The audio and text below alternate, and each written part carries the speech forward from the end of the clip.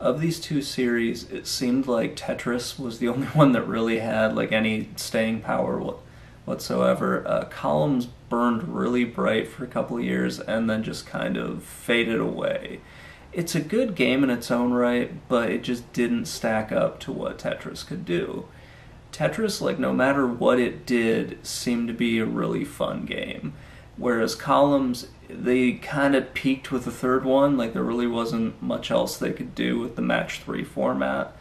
Tetris sort of kept going and did different things each time, and Columns just kind of kept doing the same thing, but like added a few tweaks to it, but none of them really moved in the right direction as far as, you know, making the game really, really fun.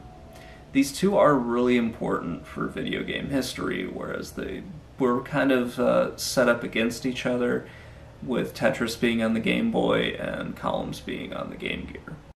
There's not really too much I can say about Tetris. It was created by Alexei Pajnovsky, and it's just a really fun game. It's probably better known for, you know, being on the Game Boy and being on the NES. But this is how I actually saw the game. I never really played the Game Boy growing up, unfortunately, so I didn't really get a chance to play it. And until I got it on the NES on the weekend. I think a friend of mine had it on console as well. I might have borrowed it from him, but yeah, I don't really remember that much. Anyway, this is just a really fun game, and there's not much different about it. It didn't really start the puzzle genre, but it definitely helped it out an awful lot. The sequel, Tetris 2, is a little bit stranger, and it feels a lot like a Dr. Mario clone than anything else. Whereas in Tetris, you have Tetraminos, they come down, and you can slowly get rid of lines as they come in, and the game's pretty endless. It does have a kill streak now.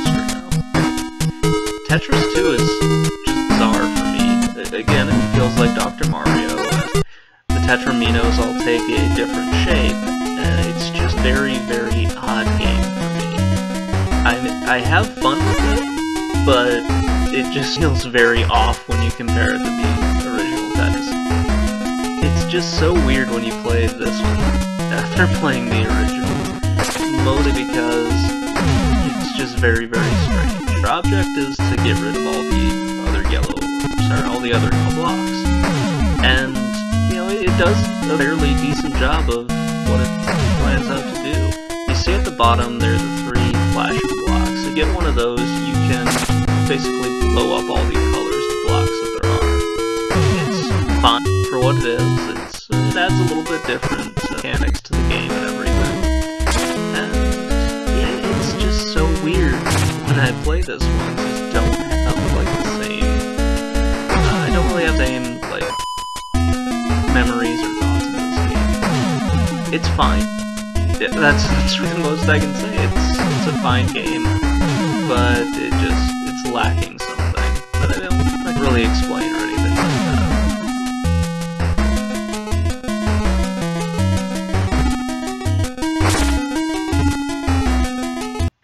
Now, Columns was kind of a weird game. It was trying to be Sega's answer to Tetris. It was released on the Game Boy, and it's one of the Match 3 titles. I don't know if it started the genre, but it definitely, you know, played very well and everything like that. Again, I don't personally enjoy this one. I'd rather be playing Tetris, to be in all honesty. But this is kind of a cool and fun game to play every once in a while. For whatever reason, I'm gonna mention this later, but for whatever reason, it just never really seemed to break out in the same way that Tetris did. It's a fun game, it's just very, very odd, at least for me, since you go from a game like Tetris, and then you come to this, and you're like, this is what they were trying to compete with. Okay, fair enough. Now, Columns 3 is... I really don't understand Columns 3. It was like they were just trying to find something to go to. These games were really just meant to try to compete on the handheld market, and I really don't know if they have it all.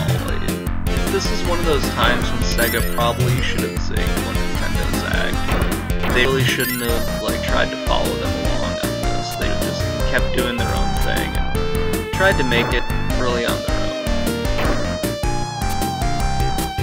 Now, this was one of the last games that was released in the series. There was one other one I really couldn't find too much information on it. Columns 2 wasn't released on a handheld like Columns 1 and Columns 3, which I found a little strange, but whatever, it's fine. Now, I have a lot of fun with these games, but I really just was playing Puyo Puyo instead of them, to be perfectly honest. These two series did an awful lot to popularize puzzle games, especially on handheld consoles. And it's just sort of a weird thing that Columns fell away and it just sort of stopped going, but it did have a bunch of spiritual successors. Whenever you see a Match 3 game now, you should probably kind of remember Columns a little bit, because it did quite a bit to try to move the genre forward. Tetris has been around since the early 80s when it was programmed on a Russian computer, and I don't think it's going to stop anytime soon, with Tetris 99 being the most recent one out. This is just a game that has an amazing story to it, and it's just a really, really fun game. Tetris 2, in my opinion, didn't quite measure up to the original Tetris, but both of these are still a lot of fun to go back and play. Even though you can get a lot better puzzle games than Columns now, you should at least give it a shot.